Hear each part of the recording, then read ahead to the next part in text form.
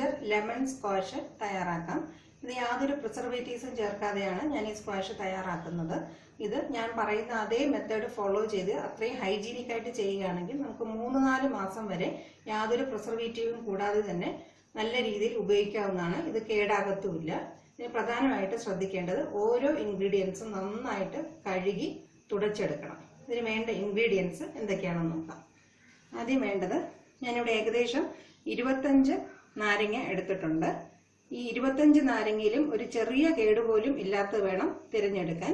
ഏതെങ്കിലും ഒരു നാരങ്ങയിൽ ചെറുതായിട്ട് കേടുണ്ടെന്ന് തോന്നിയാൽ പോലും അത് മാറ്റുക. ബാക്കിയുള്ളത് ഉപയോഗിച്ച് നമുക്ക് ചെയ്യാം. ഒരു ചെറിയ കേടുണ്ടെങ്കിൽ പോലും അത് മൊത്തം സ്ക്വാഷിന്റെ ഗുണവും നാശമാക്കും. അത് കഴിഞ്ഞിട്ട് ചെറിയ ചൂടുവെള്ളത്തിലിട്ട് ഒന്ന് പെട്ടെന്ന് എടുക്കുക. ഇത് നാരങ്ങയുടെ എല്ലാ നീരും നമുക്ക് കിട്ടാൻ വേണ്ടിയിട്ടാണ്, എളുപ്പത്തിൽ പിഴിഞ്ഞെടുക്കാൻ വേണ്ടിയിട്ടാണ് ഇങ്ങനെ ചെയ്യുന്നത്. ചൂടുവെള്ളത്തിൽ നിന്ന് എടുത്തും ഒരു തുണി കൊണ്ട് നന്നായിട്ട് തുടച്ചു വയ്ക്കണം. നാരങ്ങ നമുക്ക് എല്ലാ കാലത്തും കിട്ടുന്ന ഒരു വിഭവം തന്നെയാണ്. എന്നാൽ തന്നെയും ചില സമയത്ത് വളരെ വിലക്കുറവായിട്ട് കിട്ടാറുണ്ട്. ആ സമയത്ത് നമുക്ക് ഈ സ്ക്വാഷ് തയ്യാറാക്കി വെക്കാം. പിന്നെ നമുക്ക് കിട്ടുന്ന ഓരോ നാരങ്ങയുടെ കിട്ടുന്ന നീരിനും അളവ് വ്യത്യാസമായിരിക്കും. അതുകൊണ്ട് ഈ നാരങ്ങ നീര് അളന്നെടുത്തിട്ടാണ് നമുക്കിതിന് എത്രയാണ് പഞ്ചസാര വേണ്ടതെന്ന് നമുക്ക് കൃത്യമായിട്ട് അറിയാൻ പറ്റത്തുള്ളൂ. അതുകൊണ്ട് ഞാനിവിടെ ഏകദേശം 1 കിലോ പഞ്ചസാര എടുത്തു വെച്ചിട്ടുണ്ട്. നീര് അളന്ന് നോക്കിയിട്ടാണ് എത്രയാണ് പഞ്ചസാര ചേർക്കേണ്ടതെന്ന് നമുക്ക് നോക്കാം. പിന്നെ 25 നാരങ്ങയ്ക്ക് ഏകദേശം 150 ഗ്രാം ഇഞ്ചി വേണം. ഇഞ്ചി നമുക്ക് കിട്ടുന്നത് മണ്ണോട് കൂടിയാണ്. ആ മണ്ണോട് തന്നെ 3-4 പ്രാവശ്യം നന്നായിട്ട് തോല് ചെത്തുന്നതിന് മുമ്പ് തന്നെ കഴുകിയെടുക്കുക. അതിനുശേഷം തോല് നന്നായിട്ട് ചെത്തി കളഞ്ഞിട്ട് ഒന്നുകൂടെ കഴുകിയെടുക്കണം. പിന്നെ ചെറിയ പീസായിട്ട് ഇതുപോലെ കട്ട് ചെയ്ത് എടുത്തിട്ടും 3-4 വെള്ളം ഒഴിച്ച് നന്നായിട്ട് കഴുകി അത് തുടച്ചു വയ്ക്കണം. പിന്നെ നമുക്ക് ആവശ്യം 1/4 ഗ്ലാസ് നല്ല തിളച്ച തണുത്ത വെള്ളമാണ്. പച്ചവെള്ളം അതിനകത്ത് ഉപയോഗിക്കാൻ പാടില്ല. നന്നായിട്ട് തിളച്ച് തണുപ്പിച്ചതിന് ശേഷം നമുക്കൊരു 1/4 ഗ്ലാസ് വെള്ളം ആവശ്യമുണ്ട്. ഇഞ്ചി ചെറിയ പീസായിട്ട് കട്ട് ചെയ്ത് വെച്ചിട്ടുണ്ട്. അത് നമുക്ക് നന്നായിട്ട് കുറച്ച് വെള്ളം ഒഴിച്ച് അരച്ചെടുക്കാം. നമ്മൾ എടുത്തു വെച്ചിട്ടുള്ള തിളപ്പിച്ച് തണുത്ത വെള്ളം ഉപയോഗിച്ച് വേണം ഇത് അരച്ചെടുക്കാൻ. ഇഞ്ചി നന്നായിട്ട് അരച്ചെടുത്തിട്ടുണ്ട്. കുറച്ച് വെള്ളവും കൂടെ ചേർത്താണ് അരച്ചെടുത്തിട്ടുള്ളത്. ഇഞ്ചി അധികം ചകിരി ഇല്ലാത്ത നല്ല സോഫ്റ്റ് ആയിട്ടുള്ള ടൈപ്പ് ഇഞ്ചി നോക്കി വാങ്ങിക്കുക. അതാവുമ്പോൾ നമുക്ക് അരച്ചെടുക്കാൻ എളുപ്പമായിരിക്കും. ഇനി നമുക്കിത് അരിച്ചൊഴിക്കാം.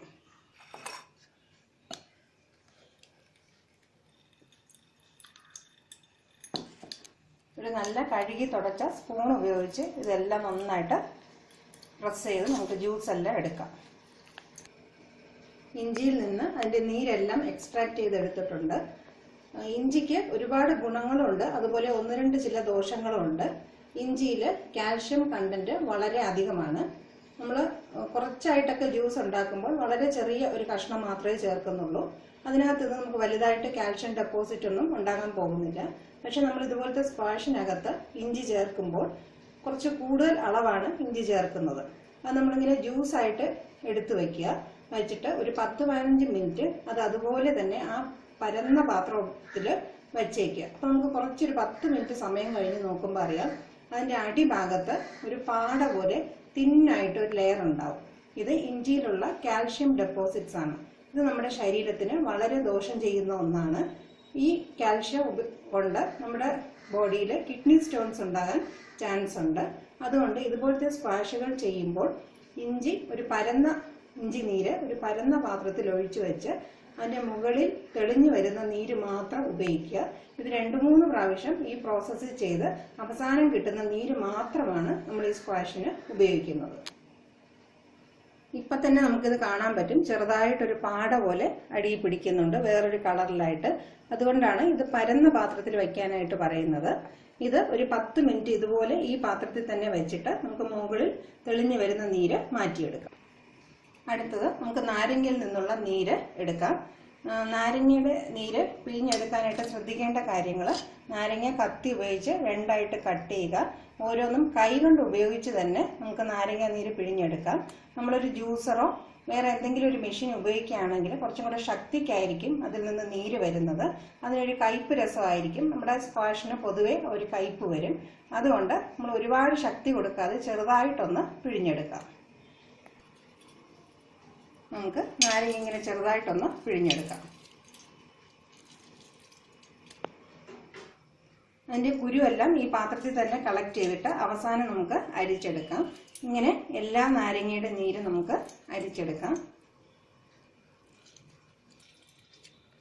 ഒരുപാട് ശക്തി കൊടുക്കരുത്. ഇതിനകത്ത് ബാക്കി കുറച്ച് ജ്യൂസ് ഇരിപ്പുണ്ടായിരിക്കും. ഇത് ഉപയോഗിച്ച് നമുക്ക് നല്ലൊരു അച്ചാർ തയ്യാറാക്കാം. അതുകൊണ്ട് ഇത് വേസ്റ്റായി പോകുന്നൊന്നും ആരും വിഷമിക്കണ്ട. ഇങ്ങനെ ഒരുപാട് ശക്തി കൊടുത്ത് ഇത് പിഴിഞ്ഞെടുക്കണ്ട. 25 നാരങ്ങയിൽ നിന്നും ജ്യൂസ് പിഴിഞ്ഞെടുത്തിട്ടുണ്ട്. നമുക്കിത് അരിച്ചെടുക്കാം. നാരങ്ങ നീര് നന്നായിട്ട് അരിച്ചെടുത്തിട്ടുണ്ട്.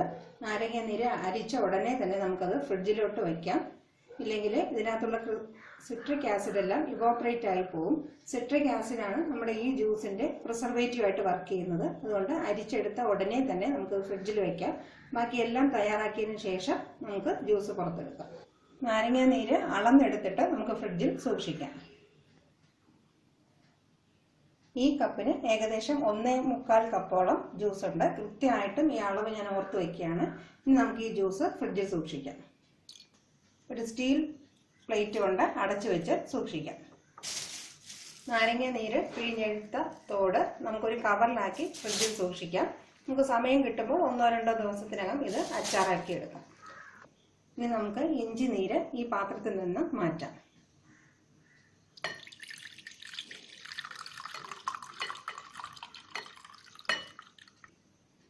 ഇഞ്ചി നീര് വെച്ചിരുന്ന പാത്രത്തിന്റെ അടിയിൽ അടിഞ്ഞിരുന്ന കാൽഷ്യം ഡെപ്പോസിറ്റ് ആണ്. ഇത് നമുക്ക് ദോഷകരമാണ്. ഇത് നമുക്ക് മാറ്റാം.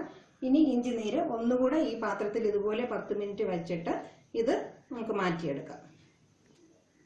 ഇനി നമുക്ക് പഞ്ചസാര അളന്നെടുക്കാം. നമുക്ക് നാരങ്ങ നീര് 1.25 കപ്പാണ് കിട്ടിയിട്ടുള്ളത്. നമുക്ക് ഏകദേശം 3.5 കപ്പ് പഞ്ചസാര വേണം. 3.5 കപ്പ് പഞ്ചസാര അളന്നെടുക്കാം.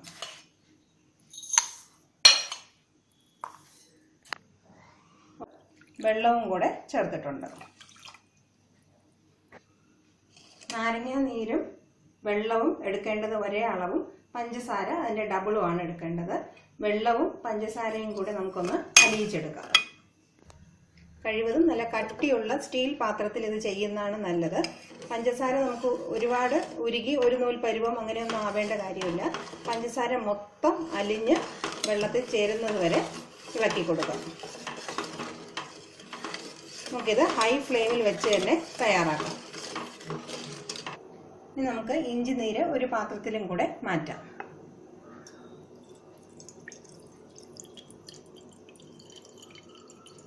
ഇപ്രാവശ്യം അധികം ഡെപ്പോസിറ്റ് ഇല്ല, വളരെ കുറച്ച് മാത്രമേ ഉള്ളൂ. ഇനി നമുക്ക് ഈ ഇഞ്ചി നീര് സേഫ് ആയിട്ട് ഉപയോഗിക്കാം. ഈ പഞ്ചസാര മൊത്തം ഒന്ന് അലിഞ്ഞ് ക്ലിയർ ആയിട്ട് കിട്ടാനായിട്ട് 4-5 മിനിറ്റ് സമയം പിടിക്കും. പഞ്ചസാര മൊത്തം നന്നായിട്ട് അരിഞ്ഞിട്ടുണ്ട്. ഇനി നമുക്ക് ഗ്യാസ് ഓഫ് ചെയ്യാം. ഇനി 2-3 മിനിറ്റ് സമയം കഴിഞ്ഞിട്ട് നമുക്ക് എടുത്തു വെച്ചിരിക്കുന്ന ഇഞ്ചി നീര് ഇതിന്റെ കൂടെ ചേർത്ത് കൊടുക്കാം.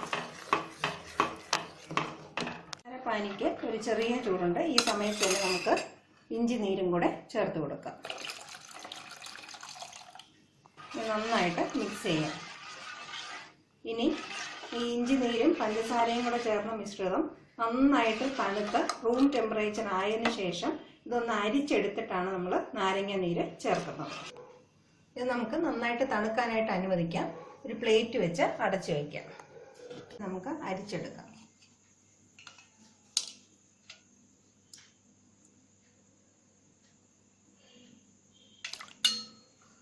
പഞ്ചസാരയും ഇഞ്ചിയും കൂടെ ചേർത്ത മിശ്രിതം നന്നായിട്ട് തണുത്തിട്ടുണ്ട്. അത് നമ്മൾ അരിച്ചെടുത്തു.